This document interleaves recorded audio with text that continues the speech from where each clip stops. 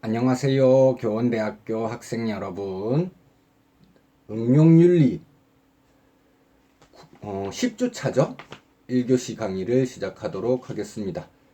제가 공지사항에서 안내를 해드렸던 것처럼 근무하고 있는 학교 행사가 있어서 조금 늦게 올리게 된 점 양해 부탁드립니다.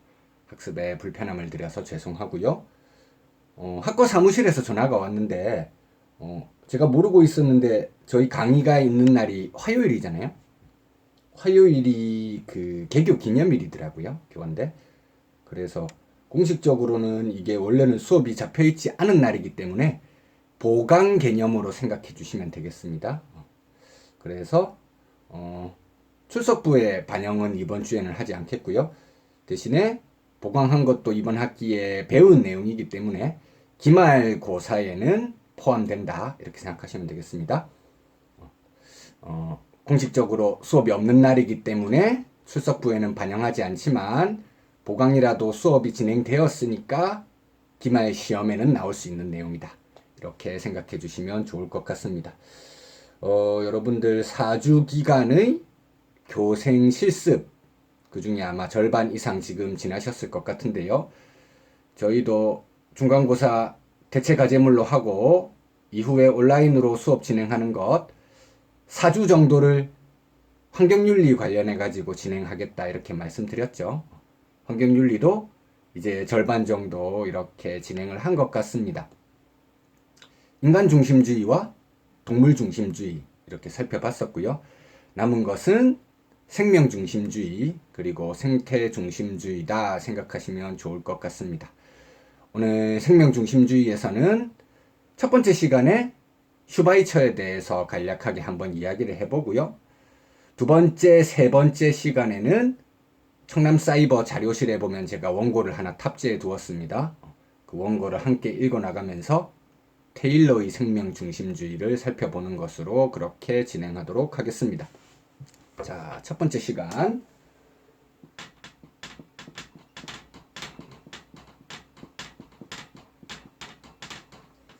슈바이처라고 하는 사람이죠. 저는 박사학위 따는 과정에서 이제 공부를 하면서 내 자신이 부족한 점에 대해서 좌절감도 많이 느끼고 공부하면서 좀 스트레스도 받고 이렇게 많이 했었습니다. 하지만 박사학위 받았을 때 그 감격은 잊을 수 없긴 한데요. 그 감격을 다시 한번 경험하기 위해서 또 다른 박사학위 과정을 공부를 진행해 보아라 이렇게 하면 저는 과감하게 노라고 대답할 것 같습니다. 다시 그런 힘든 과정으로 들어가고 싶지 않거든요. 근데 슈바이처는 제가 알고 있기로 학위가 아마 두 개인 걸로 알고 있습니다. 의학 쪽 그리고 철학과 종교학 관련해가지고 하나 이렇게 있는 사상가라고 알려져 있죠. 실제로 이론적인 측면에서 우리에게 알려져 있는 것도 있고 생명을 중요시 여기기 위한 자기 머릿속에 있던 것을 생각으로만 그치지 않고 낙후된 국가가 가지고 실천으로 옮겼던 도덕가라고 표현할 수 있겠죠. 굉장히 훌륭하신 분이고요. 슈바이처의 사상 우리가 나타낼 수 있는 핵심적인 키워드가 있죠.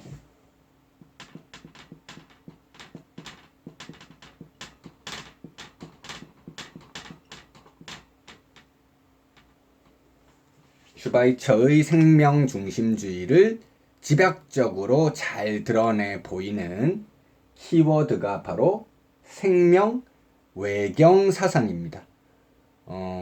기본적으로 이제 슈바이처 같은 경우는 데카르트를 약간 비판하면서 자기 이론을 이야기하기 시작하거든요. 저희가 이제 2주 전에 환경윤리 전개 과정이라든지 뭐 여러 가지 분류법 이런 거 이야기하고 인간 중심주의에 대해서 말할 때 판사하면서 진행한 건 온건한 인간 중심주의자인 패스모어에 대해서 조금 자세히 살펴봤었잖아요. 하지만 그것과 반대 노선에서 강경한 인간 중심주의 내지 강한 인간 중심주의로 분류될 수 있는 근대의 사상가들도 여럿 있었죠. 뭐 베이컨이라든지 데카르트 이런 사람들이 대표적인 입장이었는데 데카르트가 동물 기계론 이것을 주장할 때 넓게 보면 이제 동물이 인간 이해의 생명체의 일종이라고 할 수 있는데요. 동물은 인간과 달리 정교하게 고안된 기계에 불과하다 이렇게 말할 수 있었던 근거, 동물은 무엇을 가지고 있지 않기 때문일까요? 그렇습니다. 이성, 합리적인 사고 능력인 이성, 이것을 인간만 가지고 있고 동물은 가지고 있지 않기 때문에 인간과 인간 이외의 존재를 이분법적으로 나누어서 주장할 수 있게 되는 근거가 되잖아요. 그래서 이성을 바탕으로 자연이라든지 세상을 바라보려고 하는 관점, 이것이 인간 중심주의의 원인이 된다. 이성을 가지고 바라보다 보면 이성을 가지고 있는 인식 주체로서의 인간과 이성이 결여된 인식의 대상으로서 비인간 존재로 이분법으로 나눌 수밖에 없으니까요. 그래서 슈바이처는 이성이 아니라 생명 외경, 살려고 하는 의지를 가지고 있는 모든 존재를 소중하게 여기자. 이성이 아닌 의지의 측면에 초점을 맞춘다. 그렇게 생각하시면 되겠습니다. 살려고 하는 의지를 가지고 있는 모든 생명체들, 그것이 의식적인 차원이건 무의식적인 차원이건 자기 생명을 유지시키고 성장시켜 나가려고 하면 그 존재는 생명의 의지를 가지고 있는 존재라고 할 수 있거든요. 그런 존재에 대한 외경을 실천해야 한다. 지금 이제 낮에 강의를 제작하고 있다 보니까 밖에서 들어오는 빛이 조금 강해가지고 이 화이트보드에 글자가 약간 연하게 보일 수도 있습니다. 제가 그걸 방지하기 위해서 천장에 있는 형광등을 켰거든요. 저게 실제로는 지금 우리 육안으로 보이기에는 백색의 그런 광선을 발휘하고 있는 것처럼 보이잖아요. 근데 과학적으로 정밀하게 따져보면 이 백색의 광선은 온갖 색깔을 가진 여러 가지 빛들이 집합을 해서 하나의 백색과 같은 그런 우리 시각 안에 들어오는 자료로 우리들에게 제공되고 있는 거거든요. 외경 또한 하나의 단일한 감정으로 태도로 설명하기는 어려운 것이다. 이렇게 슈바이처가 이야기하는데요. 그래도 이 외경이라고 하는 걸 가장 잘 나타내 줄 수 있는 요소가 무엇일까? 이렇게 하면 두 가지 정도가 있다고 말하고 있습니다. 그것은 바로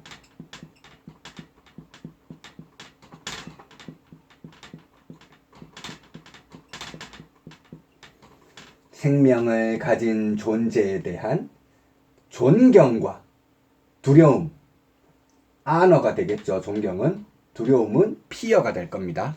이 두 가지가 결합되어 있는 태도이다. 이렇게 생각해 주시면 좋을 것 같습니다. 저희가 이번 학기 처음에 살펴봤었던 요나스를 다시 떠올리게 되는데요. 요나스가 자유를 일상적인 의미보다 훨씬 폭넓게 사용했잖아요. 어떤 존재들까지 다 자유의 원리가 적용된다고 했죠? 맞습니다. 생명을 가지고 있는 모든 존재, 그런 존재들은 의식적 차원이건 무의식적인 차원이건 자기 존재를 유지, 발전, 고양시켜 나가려고 하기 때문에 그런 존재 자체가 자유의 원리가 실현되기 때문에 가치 있는 것이다. 생명 존재 자체가 가치 있는 것이다. 이런 방식으로 이야기하거든요. 슈바이처 역시 마찬가지입니다. 이 생명에 대해서 존경이라든지 두려움이라는 태도를 가지게 되는 이유 자체가 생명은 단순히 가치 중립적인 사실을 뛰어넘어 있는 것이기 때문입니다. 생명을 단순히 가치 중립적인 사실로만 본다고 하면 존경과 두려움이라고 하는 이 태도를 정확하게 이해하기 어렵다. 이것이 슈바이처의 입장이라고 볼 수 있겠습니다. 생명은 가치 중립적인 것이 아니라 그 자체로 선한 것이다. 그러면 슈바이처 입장에서 선한 것은 생명을 유지하는 데 기여하는 것. 이렇게 이야기할 수 있겠죠. 그리고 반대는 악, 생명을 유지하는 데 방해가 되는 것. 이렇게 말할 수 있겠습니다. 요즘에 은퇴한 펜싱 선수와 어떤 사기꾼, 남성인지 여성인지 말을 하기 조금 애매한 그런, 요즘 굉장히 밈도 많이 나오고 하는 유명한 사기꾼 있죠. 요 두 명 사이에서 결혼을 하려고 했는지 아닌지는 모르겠는데 사회 전체에서 굉장히 좀 이슈가 되고 있거든요. 근데 그 과정에서 일어났던 일이라든지 여기 나왔던 그 사기 행각을 벌였던 사람이 했던 여러 가지 말, 행동, 자기가 살아왔던 여러 가지 과정, 밝혀진 거 이런 거 보면 코미디 프로그램보다 더 재밌고 막장 드라마보다 더 막장이다. 이렇게 평가하는 경우가 있죠. 그래서 요즘 막장 드라마 작가들은 좀 더 분발해야 된다. 이런 댓글이 보이기도 하던데요. 제가 예전에 어떤 막장 드라마에서 봤던 대사 중에 굉장히 충격적인 대사가 있었어요. 여자 등장인물 한 명이 암에 걸렸던 것 같습니다. 암에 걸렸었는데 이제 치료를 하려고 하면 가장 근본적인 치료법은 암세포 자체를 절제해내는 것이잖아요. 그렇게 해야지 자기 몸에 있는 악한 여러 가지 세포가 퍼지는 걸 근본적으로 막을 수 있는 방법이죠. 근데 그 여자 등장인물이 수술하는 걸 반대하면서 이야기하는 게 어떻게 그렇게 할 수 있어요?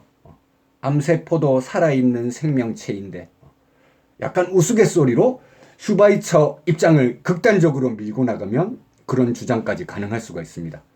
실제로 슈바이처가 이와 비슷한 행동을 하기도 했습니다. 모기가 여름에 우리를 굉장히 성가시게 하잖아요. 지금은 이제 가을이 돼서 거의 사라지긴 했는데 우리는 일반적으로 이제 불 끄고 있다가 웽 소리가 나서 모기가 있구나 생각되면 불 켜고 나서 손으로 탁 때려잡아가지고 내 피를 빨아먹었구나 이렇게 하고 확인하고 잠이 들잖아요. 슈바이처는 그러지 않았다고 합니다.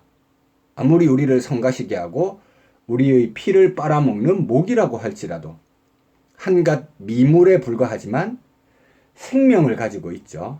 자기 생명을 유지하고 발전시키기 위한 목적에서 피를 빨아먹는 행동을 무의식적으로 수행하고 있는 겁니다. 존경하고 두려워해야 할 대상이에요. 함부로 죽일 수가 없죠. 슈바이처는 창문을 열어가지고 모기가 밖으로 나갈 수 있게 이렇게 손으로 바람을 해서 내보내는 방법을 활용했다고 합니다. 언뜻 생각해보면 그렇게 창문을 열었을 때 밖에서 안으로 들어오는 모기가 더 많지 않았을까 이런 생각이 들기도 하고요. 그리고 아까 제가 불치병 이야기했던 것이 실제로 슈바이처는 백신 주사라든지 이런 것도 맞지 않았다고 합니다. 몸속에 있는 바이러스가 그 주사로 인해서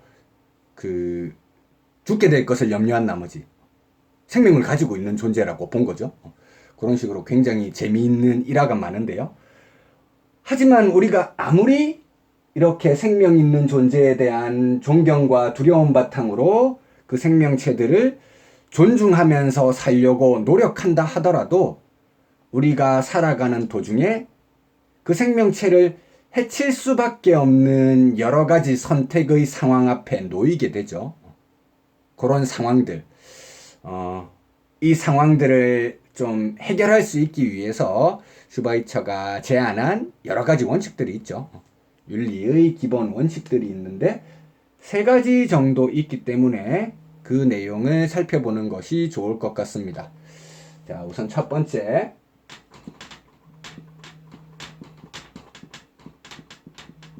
동등성의 원칙. 동등성의 원칙이라고 하는 것입니다. 자, 동등하다고 하는 점은 어떤 측면에서 동등하다고 할 수 있죠? 생명을 가지고 있다는 점에서 동등하다고 할 수 있습니다. 아까 생명은 그 자체로 선한 것이라고 했죠. 생명은 스스로 자기 존재를 유지하려고 하는 내재적인 가치를 가진 것이라고 평가할 수가 있겠습니다. 그래서 동등성의 원칙은 모든 생명이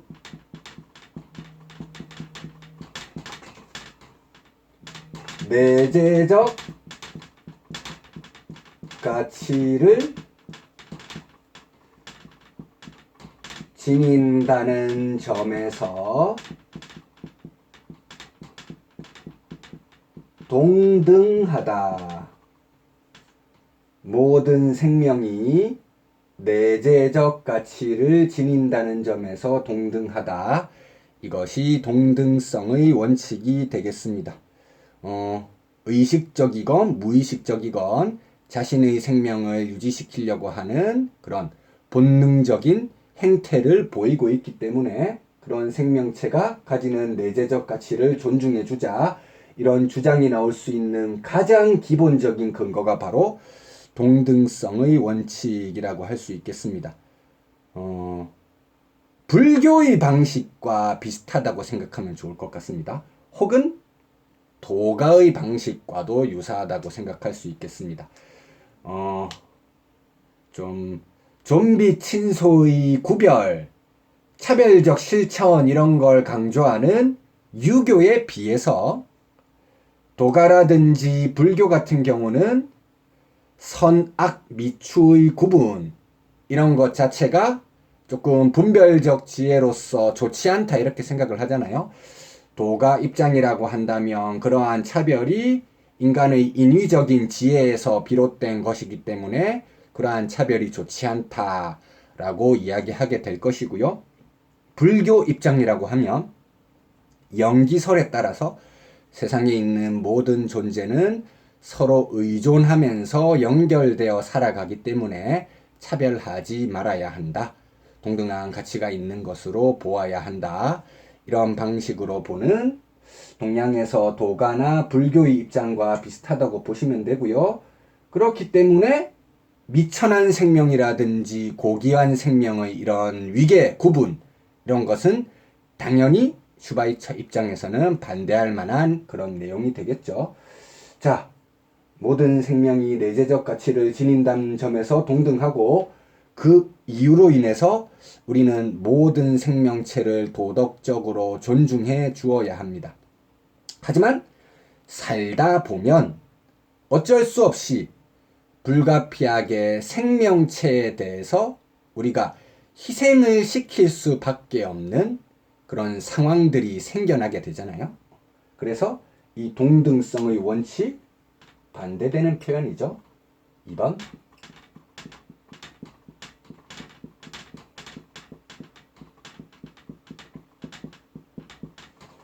차등성의 원칙, 이것이 슈버이처가 이야기하는 두 번째 원칙이라고 볼 수 있겠습니다. 자, 인간의 생명 유지를 위한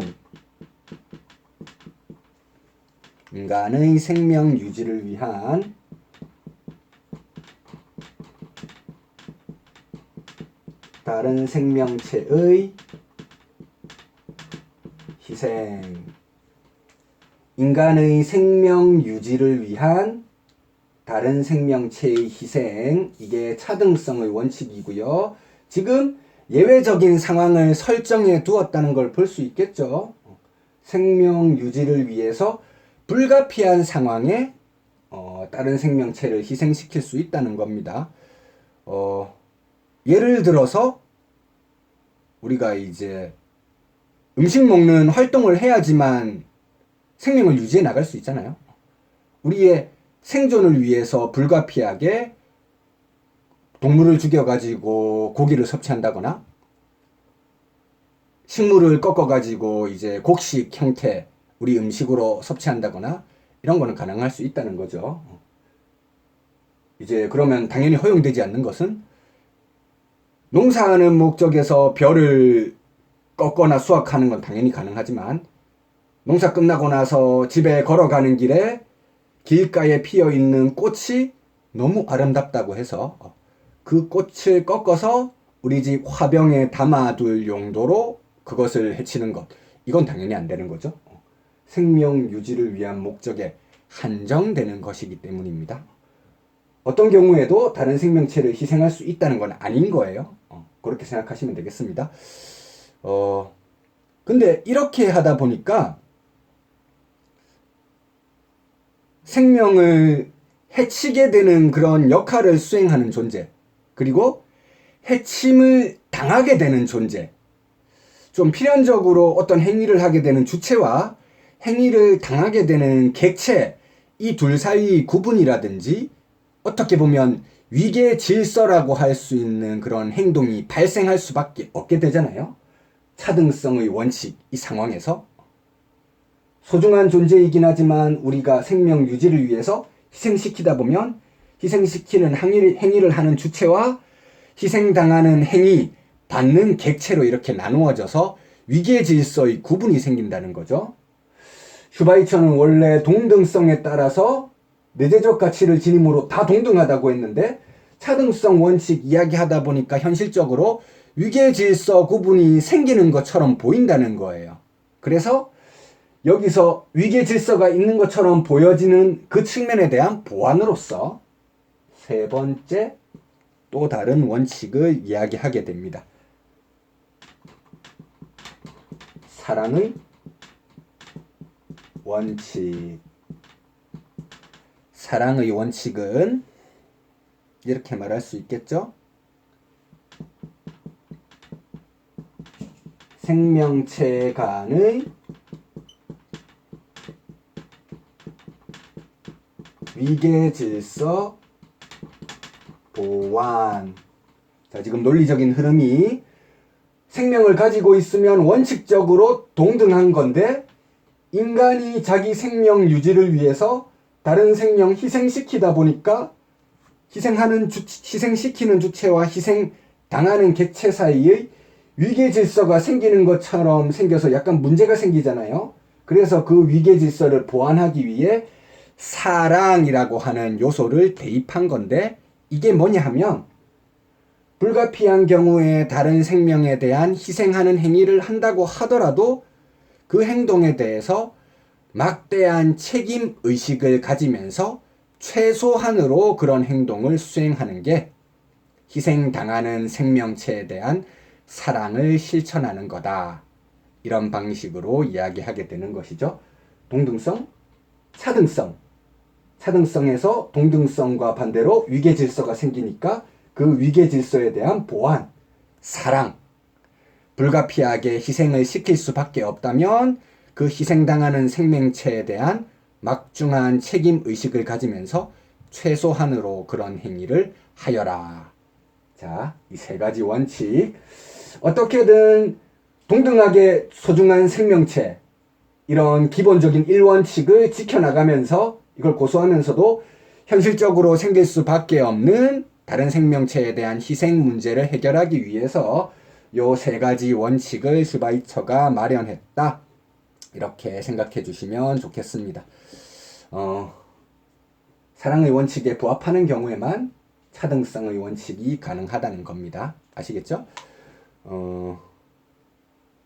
그 다음 지금 여기서 이제 원칙 이렇게 말하다 보니까 저희가 학생들이 많이 물어보죠.